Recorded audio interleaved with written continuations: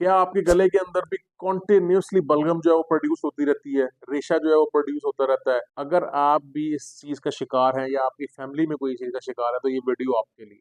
देखें, सबसे बड़ा इशू ही इसके अंदर ये है कि हम कभी भी बलगम के इशू की जो डायग्नोसिस है, यानी उसके पीछे जो वजूहात हैं या उसकी जो स्पेसिफिक वजह है, उस तक हम नहीं पहुंचते और हम एंटी एलर्जीज लेते रहते हैं और हम जो है वो एक अपने जीपी के पास जाते हैं और उसको हम अपने स्पेसिफिक या फिर आपके जो साइन एंड सिम्टम उसको पता होने चाहिए वो भी नहीं बता सकते। सिर्फ जाके ये कहा जाता है कि हमें एलर्जी है और बलगम आती है और वो उसके हिसाब से आपको एक एंटी एलर्जी दे देता है जिससे आपको वक्ती तौर पे आराम आराम आ जाता है और उसके बाद आप ये समझते हैं कि शायद ये डॉक्टर निकम्मा है, इसको आता नहीं। आज की वीडियो के अंदर मैं आपको कुछ बेसिक बेसिक वजूहात बताऊंगा और मैं चाहता हूं कि आप ये सारी सुने ताकि आपको समझ आ सके कि आपके गले के पीछे जो बलगम कॉन्टिन्यूसली बन रही है क्यों बन रही है। इसकी जो सबसे बड़ी वजह है वो है आपकी एलर्जी। अब एलर्जी जो है ये एक इतनी बड़ी वास्ट टर्म है, अगर मैं आपको समझाऊं तो इस पे शायद जो है ना ये वीडियो बहुत लंबी हो जाए, लेकिन मैं आपको शॉर्ट में बताऊंगा। अगर आपको लगता है कि एलर्जी सिर्फ जुकाम की तरह की होती है जिसमें छींकें आती हैं तो ये गलत है।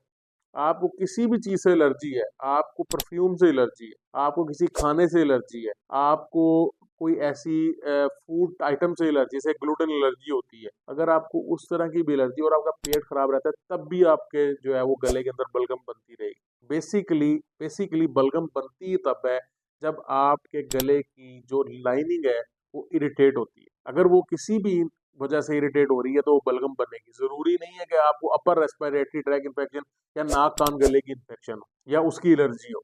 आपको किसी बी ने काट ली है और आपको एलर्जी है तो भी आपका बलगम बनना शुरू हो जाएगी, तो भी आपके मुंह के अंदर या नाक के अंदर रेशा आना शुरू हो जाएगी। दूसरी इसकी जो सबसे बड़ी वजह है वो है आपका, जिसे हम कहते हैं गर्ड। गर्ड क्या होता है? गैस्ट्रो इसोफेजियल रिफ्लेक्स डिजीज, यानी आपके तेजाब का ऊपर आना। जब भी तेजाब जो है वो ऊपर आएगा, इसके ऊपर भी मेरी एक पूरी वीडियो है जिसमें मैंने एक्सप्लेन किया है कि तेजाब जो है उसकी मिकदार क्यों ज़्यादा बढ़ जाती है या वो ऊपर क्यों आता है और इसका इलाज क्या है। आज मैं आपको इतना ज़्यादा डीप नहीं जाऊंगा, लेकिन मैं सिर्फ ये बताऊंगा कि अगर आपको गर्ड है, आपका तेजाबियत जो है वो आपको तेजाबियत है, आपका तेजाब रात को ऊपर आता है, गले तक आता है और आपका गला सूजा रहता है या खराब रहता है, या सुबह को उठ के जो है वो मुंह का जायका खराब रहता है, एसिडिक सा जायका होता है, मेटालिक सा जायका होता है, तो आप समझ जाएं कि आपके गले के अंदर ये जो बार बार बलगम बन रही है ये आपको गर्ड की वजह से बन रही है, तो आपको गर्ड का इलाज कराना पड़ेगा। तीसरी चीज जो है इसके अंदर मल्टीविटामिन की कमी है, स्पेशली जिंक और मैग्नीशियम की। अगर आपको जिंक और मैग्नीशियम की कमी है तो भी आपकी कॉन्टिन्यूस बलगम जो है वो बन सकती है। इसके ऊपर भी आपको तवज्जो देनी चाहिए और अगर आपके टेस्ट होते हैं और आपको ये कमी है तो आपको लाजमी जो है वो इन चीज़ पे काम करना चाहिए। चौथी चीज़ जो है वो कुछ बीमारियां हैं जिस तरह डायबिटीज़ है। अगर आपको डायबिटीज़ है और वो काफ़ी देर से अनकंट्रोल्ड है, आप अपनी दवाई टाइम पे नहीं लेते, आप अपने लाइफस्टाइल को उस तरह मॉडिफाई नहीं कर सके और उसकी वजह से, डायबिटीज़ की वजह से आपकी बॉडी में एक कॉन्टिन्यूस इन्फ्लेमेशन है, तो वो भी बलगम बनेगी। पांचवी चीज़ जो है इसके अंदर वो नेजल पॉलिप्स है।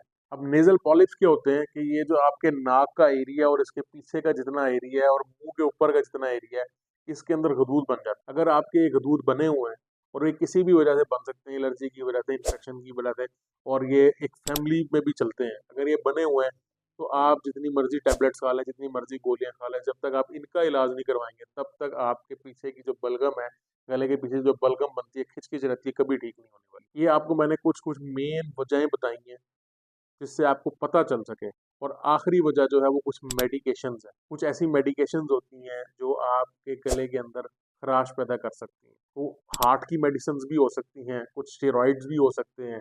अगर आप इस तरह की मेडिकेशन जो है वो रोजाना लेते हैं या आपको कोई और बीमारी है उसकी वजह से लेते हैं, तो आप ये जान लें कि ये जो आपके गले में बार बार बलगम बन रही है, खराश आ रही है या खिचखिच रही है, उन मेडिकेशन की वजह से। तो आप अपने डॉक्टर से रुजू करें और इन सारी वजूहात पे गौर करें कि आपको कौन सी है और फिर उसको ट्रीट करें ताकि आपकी गले की बलगम या खिचखिच जो है दूर हो सके।